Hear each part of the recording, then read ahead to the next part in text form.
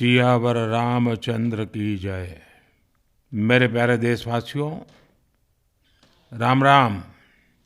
जीवन के कुछ क्षण ईश्वरीय आशीर्वाद की वजह से ही यथार्थ में बदलते हैं। आज हम सभी भारतीयों के लिए, दुनिया भर में फैले राम भक्तों के लिए ऐसा ही पवित्र अवसर है। हर तरफ प्रभु श्री राम की भक्ति का अद्भुत वातावरण, चारों दिशाओं में राम नाम की धुन, राम भजनों की अद्भुत सौंदर्य माधुरी। हर किसी को इंतजार है 22 जनवरी का, उस ऐतिहासिक पवित्र पल का। और अब अयोध्या में रामलला की प्राण प्रतिष्ठा में केवल 11 दिन ही बचे हैं। मेरा सौभाग्य है कि मुझे भी इस पुण्य अवसर का साक्षी बनने का अवसर मिल रहा है। ये मेरे लिए कल्पनातीत अनुभूतियों का समय है। मैं भावुक हूँ, भाव विह्वल हूँ। मैं पहली बार जीवन में इस तरह के मनोभाव से गुजर रहा हूँ। मैं एक अलग ही भाव भक्ति की अनुभूति कर रहा हूँ। मेरे अंतर मन की ये भाव यात्रा मेरे लिए अभिव्यक्ति का नहीं, अनुभूति का अवसर है। चाहते हुए भी मैं इसकी गहनता, व्यापकता और तीव्रता को शब्दों में बांध नहीं पा रहा हूँ। आप भी भली भांति मेरी स्थिति समझ सकते हैं। जिस स्वप्न को अनेकों पीढ़ियों ने वर्षों तक एक संकल्प की तरह अपने हृदय में जिया, मुझे उसकी सिद्धि के समय उपस्थित होने का सौभाग्य मिला है। प्रभु ने मुझे सभी भारतवासियों का प्रतिनिधित्व करने का निमित्त बनाया है। निमित्त मात्रम भव सव्यसाचिन। ये एक बहुत बड़ी जिम्मेदारी है। जैसा हमारे शास्त्रों में भी कहा गया है, हमें ईश्वर के यज्ञ के लिए, आराधना के लिए स्वयं में भी दैवीय चेतना जागृत करनी होती है। इसके लिए शास्त्रों में व्रत और कठोर नियम बताए गए हैं, जिन्हें प्राण प्रतिष्ठा से पहले पालन करना होता है। इसलिए आध्यात्मिक यात्रा की कुछ तपस्वी आत्माओं और महापुरुषों से मुझे जो मार्गदर्शन मिला, उन्होंने जो यम नियम सुझाए हैं, उसके अनुसार मैं आज से 11 दिन का विशेष अनुष्ठान आरंभ कर रहा हूँ।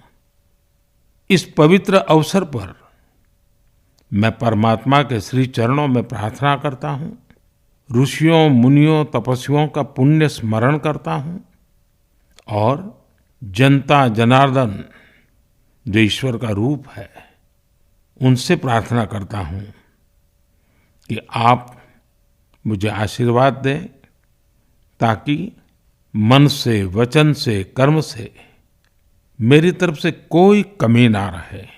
साथियों, मेरा ये सौभाग्य है कि 11 दिन के अपने अनुष्ठान का आरंभ मैं नासिक धाम पंचवटी से कर रहा हूँ।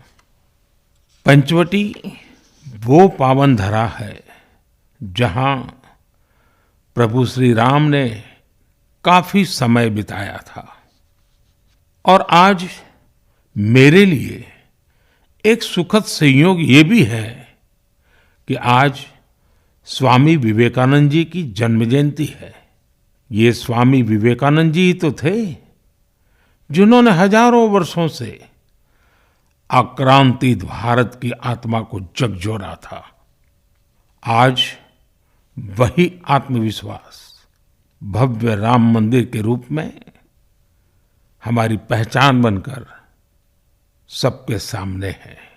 और सोने पर सुहागा देखिए, आज माता जीजाबाई जी की जन्म जयंती है।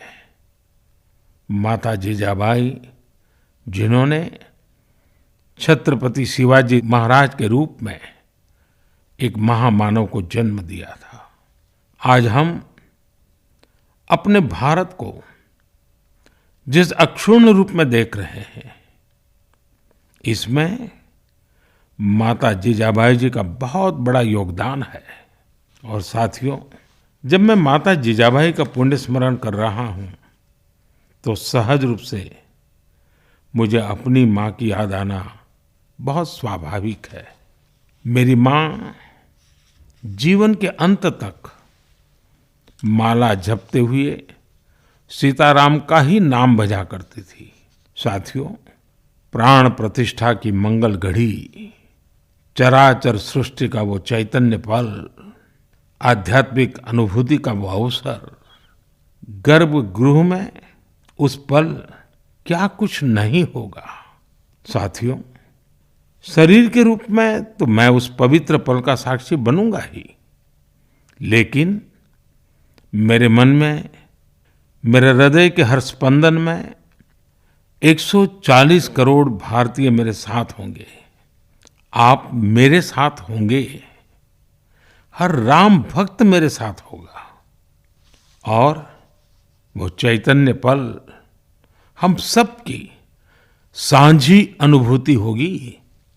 मैं अपने साथ राम मंदिर के लिए अपने जीवन को समर्पित करने वाले अनगिनत व्यक्तित्वों की प्रेरणा लेकर जाऊंगा। त्याग तपस्या की वो मूर्तियां, 500 साल का धैर्य, दीर्घ धैर्य का वो काल, अनगिनत त्याग और तपस्या की घटनाएं, दानियों की, बलिदानियों की गाथाएं, कितने ही लोग हैं जिनके नाम तक कोई नहीं जानता, लेकिन जिनके जीवन का एकमात्र ध्येय रहा है भव्य राम मंदिर का निर्माण। ऐसे असंख्य लोगों की स्मृतियां मेरे साथ होगी। जब 140 करोड़ देशवासी उस पल में मन से मेरे साथ जुड़ जाएंगे और जब मैं आपकी ऊर्जा को साथ लेकर गर्भगृह में प्रवेश करूंगा तो मुझे भी एहसास होगा कि मैं अकेला नहीं, आप सब भी मेरे साथ हैं। साथियों, ये 11 दिन व्यक्तिगत रूप से मेरे यम नियम तो है ही, लेकिन मेरे भाव विश्व में आप सब समाहित है। मेरी प्रार्थना है कि आप भी मन से मेरे साथ जुड़े रहें। रामलला के चरणों में मैं आपके भावों को भी उसी भाव से अर्पित करूंगा जो भाव मेरे भीतर उमड़ रहे हैं। साथियों, हम सब इस सत्य को जानते हैं कि ईश्वर निराकार है, लेकिन ईश्वर साकार रूप में भी हमारी आध्यात्मिक यात्रा को बल देते हैं। जनता जनार्दन में ईश्वर का रूप होता है, ये मैंने साक्षात देखा है, महसूस किया है। लेकिन जब ईश्वर रूपी वही जनता शब्दों में अपनी भावनाएं प्रकट करती है, आशीर्वाद देती है, तो मुझ में भी नई ऊर्जा का संचार होता है। आज मुझे आपके आशीर्वाद की आवश्यकता है, इसलिए मेरी प्रार्थना है कि शब्दों में, लिखित में अपनी भावनाएं जरूर प्रकट करें, मुझे आशीर्वाद जरूर दें। आपके आशीर्वाद का एक एक शब्द मेरे लिए शब्द नहीं, मंत्र है। मंत्र की शक्ति के तौर पर वो अवश्य काम करेगा। आप अपने शब्दों को, अपने भावों को नमो ऐप के माध्यम से सीधे मुझ तक पहुंचा सकते हैं। आइए हम सब प्रभु श्री राम की भक्ति में डूब जाएं। इसी भाव के साथ आप सभी राम भक्तों को कोटि कोटि नमन।